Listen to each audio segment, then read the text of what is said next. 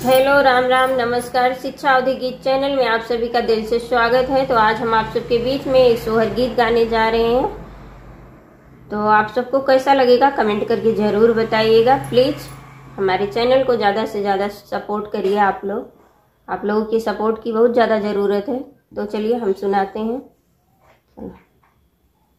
बहिनी हमरे जे भाई नंद लाल, जेठनिया हमारी गोतिनिया। बहिनी हमरे जे भाई नंद लाल, जेठनिया हमारी गोतिनिया। सासू कायनवा पठयो नंदी का खबरिया, पठयो नंदी का खबरिया पठयो।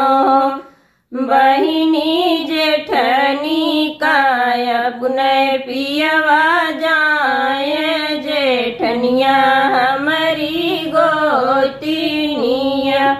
बहिनी जेठनी का अपने पियवा जाए, जेठनिया हमारी गोतिनिया। सासू सवेरे आवे ननदी दोपहरे आवे, ननदी दोपहरे आवे हो। बहिनी जेठनी जे आवे आधी रात, जेठनिया हमारी गोतिनिया। बहिनी जेठनी जे आवे आधी रात, जेठनिया हमारी गोतिनिया। सासू का खटिया दिया नंदी का मचिया दिया, नंदी का मचिया दिया। बहिनी जेठनी का रसूली पलंगिया, जेठनिया हमारी गोतिनिया। बहिनी जेठनी का रसूली पलंगिया, जेठनिया हमारी गोतिनिया। सासू का लड्डू दिया ननदी का बर्फी दी है, ननदी का बर्फी दी है।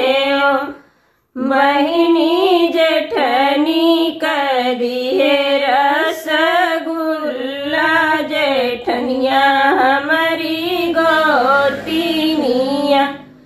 बहिनी जेठनी का दी है रसगुल्ला, जेठनिया हमारी गोतिनिया। आंसू का हाथ धोड़ो ननदी का गोड़ तोड़ो, ननदी का गोड़ तोड़ो।